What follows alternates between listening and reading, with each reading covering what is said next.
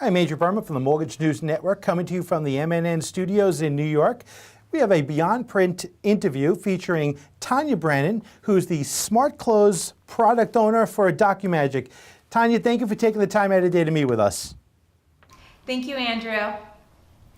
So listen, you know, you've been intimately involved with the TRID as it's come down the pike, as your clients have been facing this. Have they, as they were scared about the implementation that was coming in October of 2015, everyone thought it was going to be the end of the world. Can you talk a little bit about what you've seen with your clients in terms of their adherence, their adoption, the challenges, and the efficiencies that they've had as TRID came on board? Thank you, Andrew. I really appreciate the opportunity to discuss DocMagic's viewpoint on where the industry is today, its challenges, and where the industry is headed as it relates to TRID and technologies there to support it. The industry really has come a long way since October 3rd, 2015. That said, there are still many challenges. I was just reading an article the other day that cited 68% of loan defects reported in 2016 were TRID related. On top of that, we're also dealing with TRID 2.0 that was just published a little over a month ago on July 7th. And although the TRID 2.0 really helped answer a lot of questions, there are still some unanswered questions as it relates to the black hole, as well as the liability if indeed violations are identified. Another thing I found interesting in TRID 2.0, it appears as though the good faith period is coming to an end, and therefore it's more important than ever that lenders as well as their settlement service providers work together to ensure TRID compliance. And that's really where the technology comes in, not only for efficiencies, but also really to provide that level of compliance and also that level of visibility. And so with that said, I think that probably the biggest challenges that the industry has faced over the last 2 years and continues to face is lack of overall integration, really a less than ideal user experience, and ultimately a fundamental paradigm shift. That said, we're making a lot of strides going forward, and where the industry is going over the next 6 to 12 months is UCD is right around the corner, coming up in September. And then, as I mentioned, TRID 2.0 is also going to take effect in October of 2018. So a lot of exciting updates to report. Challenges are there, but I think as long as we all work together and incorporate technology, we should be okay. Great. So listen, we've heard a lot about DocMagic's SmartCLOSE collaborative portal. Reality is, a lot of people have been saying it's been the hero in their organizations to help them stay compliant when it comes to TRID. Can you talk a little bit about that, about how it's working with your lender clients in being TRID compliant? Sure. A SmartCLOSE was built to be a TRID solution, and it was built with the end user in mind.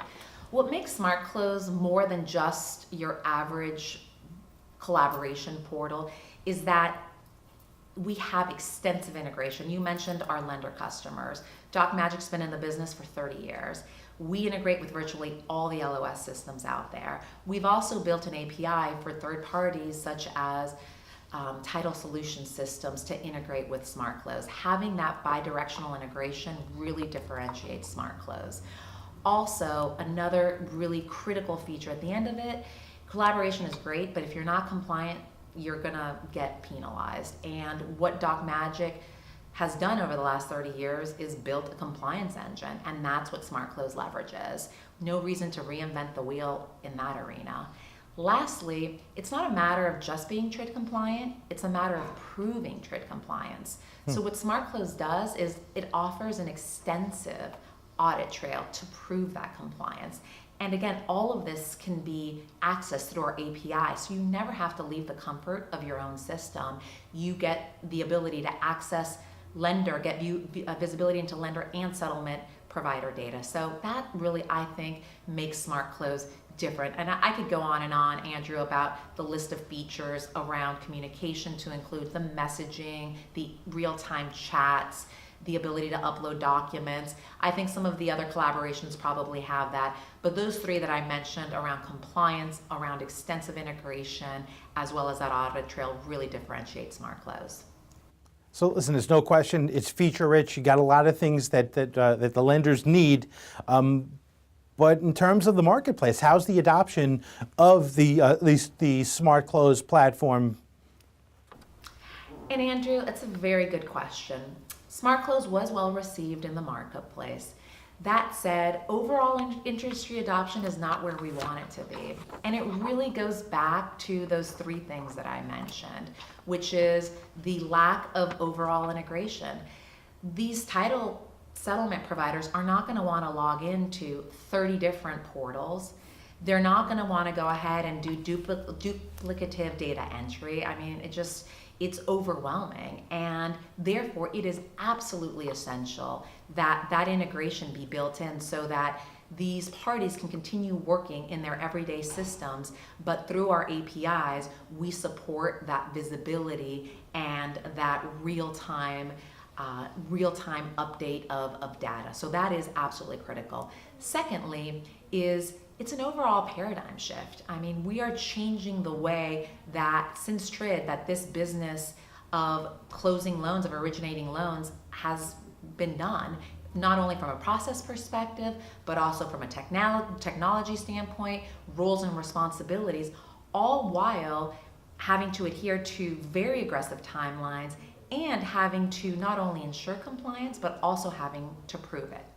Lastly, that less than ideal user experience. As I mentioned, people having to log into multiple systems that are very different, the title settlement providers, that is a huge red flag for them. Then you've got your fee, MISMO naming differences. You've got the lender calling it Apple, you've got the title settlement provider calling it Orange. How do you reconcile those? And then lastly, a lot of the different portals, the user interface is not always as intuitive. So let me go ahead and address how SmartCLOSE has tackled some of those challenges.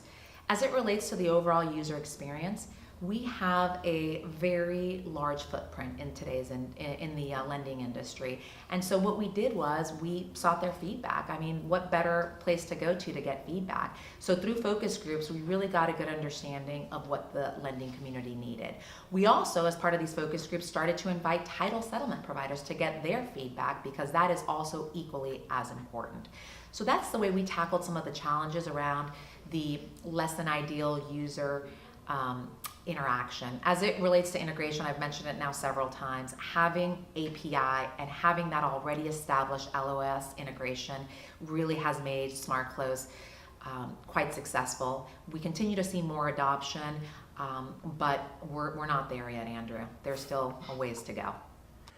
Well, so listen, I know we're still dealing with that, but we have another compliance hurdle to overcome third quarter this year. GSE's UCD requirements is coming up. Talk to us about how SmartCLOSE is going to address that for lenders. Well, I'm really glad you brought that up, Andrew, because in the midst of all of this TRID discussion, it's really important to not lose sight of the UCD requirement, which is, a little over a month away, September 25th of 2017. So the exciting news is we are ready to go. The regulation, our interpretation of it, based on what we've seen on both Fannie and Freddie's website, is that they're going to phase out the requirement. In September, they're going to focus on borrower data. In April of next year, they're going to focus on embedding the CD within the UCD XML. And later on next year, they're going to focus on seller data.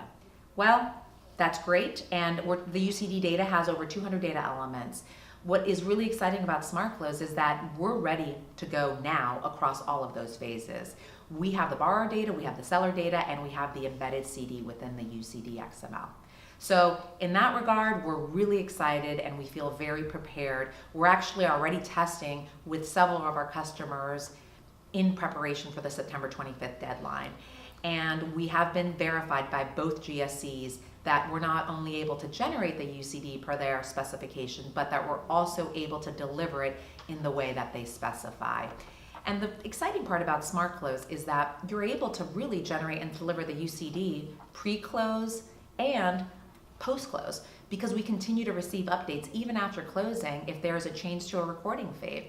Through that API, the title settlement provider notifies SmartCLOSE, we notify the lender, and voila, you can go ahead, regenerate that UCD, send it off to Freddie and Fannie with just a click of a button. And we present in an audit log that I mentioned earlier, we present the GSE results real time along with the UCD file that went along with that submission.